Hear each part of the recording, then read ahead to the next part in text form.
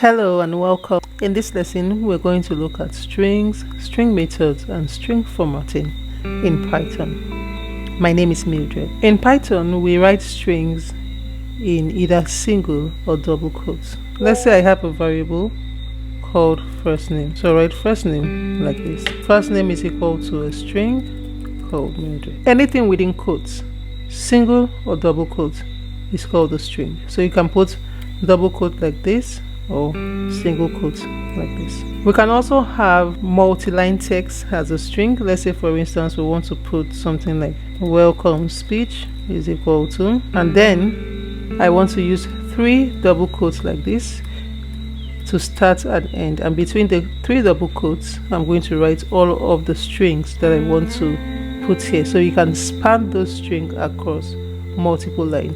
So it can either be double quotes or single quotes like this. So we can write multi-line text here. So we'll say this is a welcome speech to illustrate how to use multi-line strings. So I want to illustrate something. If you're coming from course 1, you'll realize that in HTML, when we write strings in a paragraph like this, we need to use a line break to break where we want to. If not, it runs to the end of the screen. But in Python, it's going to respect where you ended the line and it's going to start on a new line. Let's see this. So let's say print welcome speech. When I run this, I will have it printed just the way I formatted it. We can think of strings as array of bytes where each character is a Unicode character, which means that they are indexed. Let's say the first name Mildred contains 7 characters, and indexing starts at position 0, and so we say 0, 1, 2, 3, 4, 5, 6. So it ends at index 6. It starts from 0 and it ends at 6. If we want to print the character at index 6, which is D, we can do this: print first name and then square brackets, we put the index 6, and it's going to print out the letter D to the screen. Let us look at the different string methods that we have. There are lots of them. We're going to look at a few, and then in the video description I'm going to leave a link where you can read about more strings. If we want to look at the length of a string, we use a method called. So let's say we want to print out the length of first name. When I save this and I run, I'm going to have the length is 7. Let's say we want to change that to uppercase. I want to print first name, not the length, and I want to use a method called upper, and I'll say dot upper like this. And when I save this and I run, it's going to print my name Mildred in uppercase. We have another method called lower that we can use, and when I use lower, it is going to print everything in lowercase. We have another method called strip, and this removes white space character from the front and the back, so from the start and the end. So we write strip like this. So let's say we have space here and space here. So we do first name dot strip is going to print out Mildred without the space. So when I run, it's going to print out Mildred without the space. If I remove the strip, it is going to print it out with the space. If I want to say this is a name and it's all in lowercase, and I want it to make it a title, like capitalize the first letter of each word, I'm going to use a method called title like this, and this is going to capitalize each of the names like that. We have a method where we can split a string. Let's say the first name is Mildred Ojama, and I want to change this to just return only first name. I will say first name dot split. When you use split, you are splitting on something. What is between first name and last name here is a space, and so let's say I want to split on empty space like this. And so when I run this, it should print this out as an array, splits them into first name and last name in a list like this. If we want to replace just the first character to uppercase, we have something called capitalize like this. I save this, I run, we have the first letter capitalized. So don't confuse capitalize with title. Title is going to put the first letter of each word in uppercase, while capitalize is going to just put the first letter of the first word in uppercase. If we have a large string like this and we want to just take part of the speech, let's say for instance we want to work on the welcome speech and we want to take part of this speech, we can use something called slicing in string, where we take part of the strings and we print out that part, or we use that part of the string. How do we slice in Python? We write slice in Python by specifying the start index, let's say 0, and then an end index, let's say 5. We're going to say the index of what? Let's say the index of the first name. So we're going to start at index 0. This is 0, which is M. 0, 1, 2, 3, 4, 5. And we're going to end at 5, which is R. The last one, the last index 5 is not inclusive. So I'm going to be printing MILD R. E is not going to be inclusive. And so let's say print, save this, run, and I have that printed. If I want to get up to the end, I'm going to put this at 8. Run, and I have Mildred printed. So this is how we do slicing in Python. When we want to slice, we specify the start index and the end index. If we leave out the start index, it's going to start from the beginning and print up onto the specified end index. If we leave out the end index, it's going to start from, let's say we are starting from 8 and we'll leave out the end. It's going to start from the specified start index and print up onto the end, which is what we just did.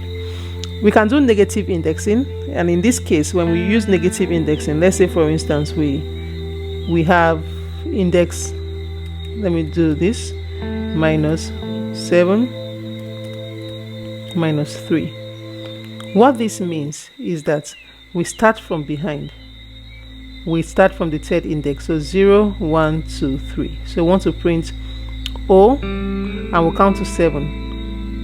4, 5, 6, 7, not inclusive. So we're going to be printing OJO to the screen. So when I save this, let me clear here so you can see, and I run, you should see OJO printed. And so this is how we use negative slicing. So you start with the negative index, which is -3, so 0, 1, 2, 3, and then you count up to where to stop, which is -7, 4, 5, 6, 7, and so it's always the last index, or the last index is always not inclusive. And so negative slicing, remember, you count from behind, you start everything from the back. Here we have the replace method, where we can actually say I want to replace a particular name with another. Let's say I want to replace my first name with my middle name. So I can say first name dot replace, and what am I replacing? I'm replacing Mildred with Aisha. Save this, run, and I will have Aisha Ojama as the name. So look at the description in the video for more string methods that we are likely going to use. You're going to see a lot of them. I can't go through each of the string methods, but I've just shown you how to use the different methods, and you're going to come across a lot of them that you can use for various operations. Strings and string methods are important concepts that you have to understand to move forward in software development. Let's look at how to join two strings together. Let's say for instance I have the first name and then I have the last name, and now I want to have a full name. To join two strings together, we use the plus operator like this: first name plus last name. And when I come here to print full name, I'm going to have full name printed, but it's not going to have a space between them. When I save this and I run, there's no space between the first and the last name. To put a space, we are adding plus space plus last name.